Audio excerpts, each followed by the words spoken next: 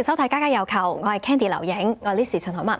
電視劇經常塑造出嘅完美虛構畫面出現喺今集嘅設計個案，就係大屋配靚景啊！韓劇咧就見慣啲大屋，起碼都最少有幾層樓高，對出咧可能就係沙灘，遠處咧就係啲崇山峻嶺，配搭埋碧波盪漾嘅大海。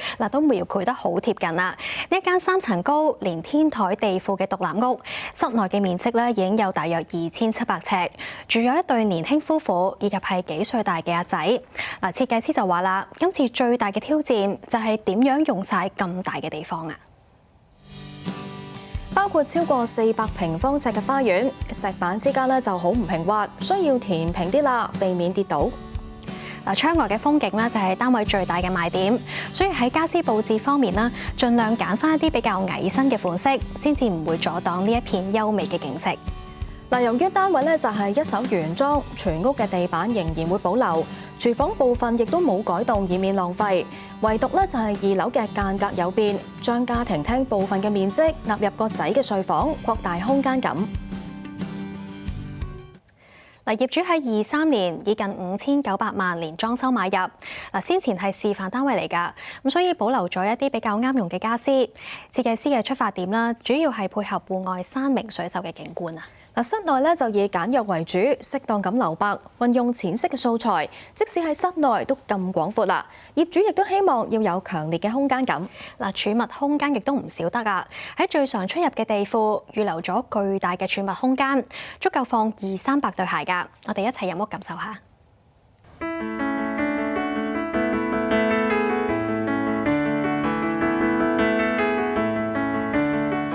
住大屋嘅夢想係呢一間靚景大宅實現，要好好分配幾千尺空間，做出戶主滿意嘅設計。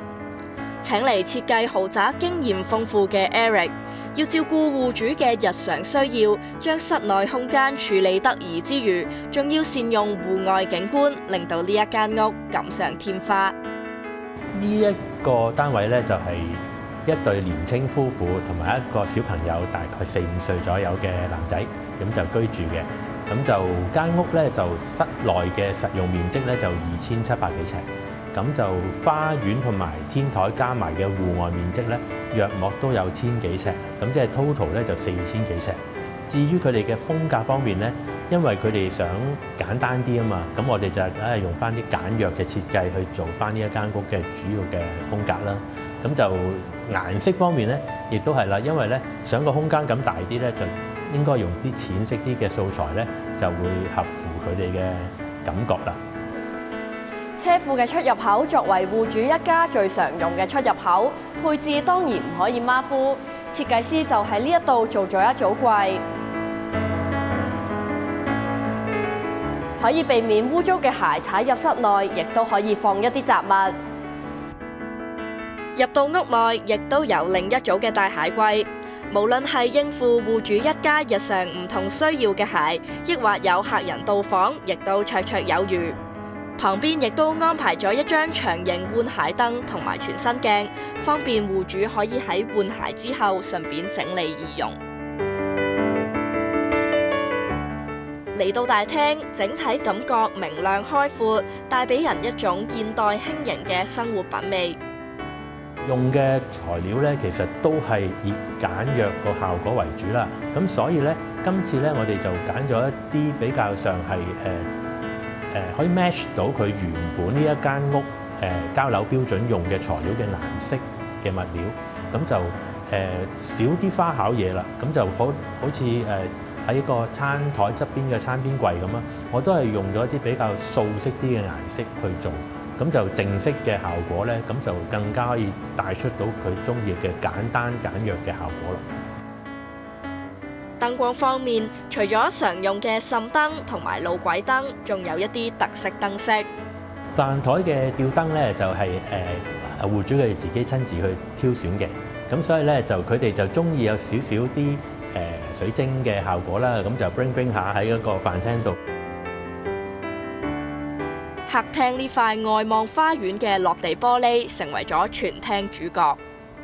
喺嗰個客廳嗰度咧，咁我哋咧，因為我嚟到呢個單位第一印象咧，就係望到嗰個落出花園嗰個玻璃門個落地玻璃嗰個效果。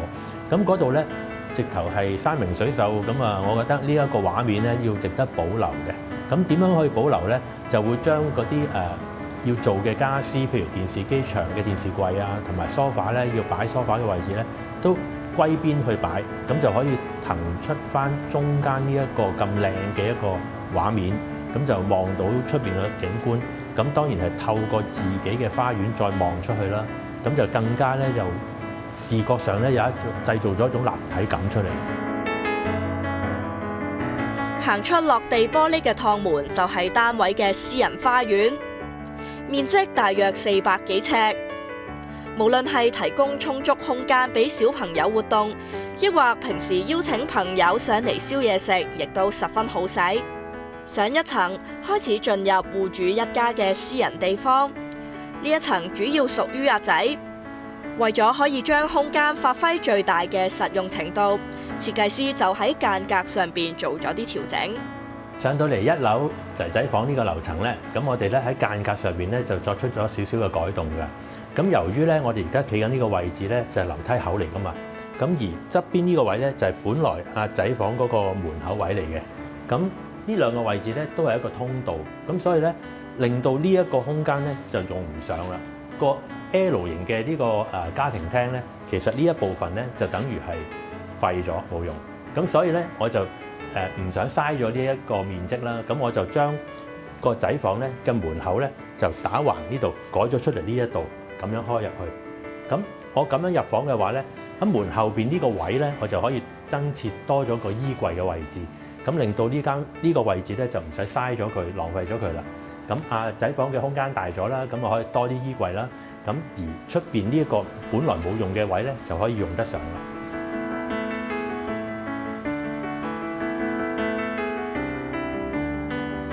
入到小朋友房，色調貫徹全屋簡約風格，以素色作為主色，亦都加咗小朋友喜愛嘅貓咪元素，同時大量採用圓角、弧線等，營造柔和感覺。簡約得嚟又唔簡陋，設計師喺床頭同埋後面嘅床板設置咗滲燈，營造層次感，並安排咗一盞特色燈飾作為點綴。床嘅旁邊有張細書台，而床尾嗰邊就有一塊可以拆除筆跡嘅塗鴉牆，俾小朋友隨手畫畫，發揮創作小宇宙。設計師運用咗1樓嘅中間位置做咗個家庭廳，除咗可以滿足休憩用途，旁邊亦都有充足嘅櫃體可以作為衣帽間，滿足戶主對儲物空間嘅要求。喺家庭廳嘅另一側係間多功能房，有張比較大嘅書台，方便小朋友同補習老師上堂。面對住曲尺形嘅大玻璃窗，自然採光十足，令人精神飽滿。上到2樓，全層都係主人房。Eric 啊，都知道啦，你為咗戶主嘅需要，特意去做咗呢一組 TV Wall 嘅電視櫃同埋一啲功能櫃喎。其實當中係有啲咩功能性嘅咧？係啊，其實咧戶主就話需要大量嘅儲物空間啦。咁嚟到主人房咧就更加需要多啲嘅儲物啦。咁因為佢好多衫啊、衫褲鞋襪啊咁樣，咁所以咧佢就想有一個大啲嘅衣帽間。我覺得利用咗呢間房嘅大概1/3嘅空間咧，就攞嚟做咗你側邊嘅呢一組衣帽間嘅櫃。咁而你挨住呢個位咧，呢個櫃咧其實咧有一個雙面櫃嚟嘅。咁後邊咧就係衣櫃。呢一邊咧就係電視櫃，咁就盡量咧就節省空間，就唔使做間隔。咁但係做呢一組櫃咧，我做個做法咧有一個特別之處咧，就係我專登將佢唔好做到上頂，因為咧如果呢組櫃做到上頂嘅話咧，就將兩個空間，即係衣帽間同主人房嘅寢區咧就分開咗。因為分開咗兩個空間咧，就變咗兩個空間都有壓迫感，都會好細。咁所以咧，你身邊呢組櫃咧，我就做到離開個天花少少，咁就變咗咧。如果佢坐喺床嗰度望過嚟咧，個視覺空間咧就依然保留翻有咁大。咁但係咧儲物量咧就攞咗1/3間房嘅地方去做，咁就變咗可以滿足到佢嘅儲物需要，但係又唔影響個空間感。床頭位置繼續沿用滲燈同埋牆板，製造層次感。戶主喜愛嘅灰色，亦都以唔同嘅深淺材質呈現喺房間入面，沉穩大方嘅時尚感油然而生。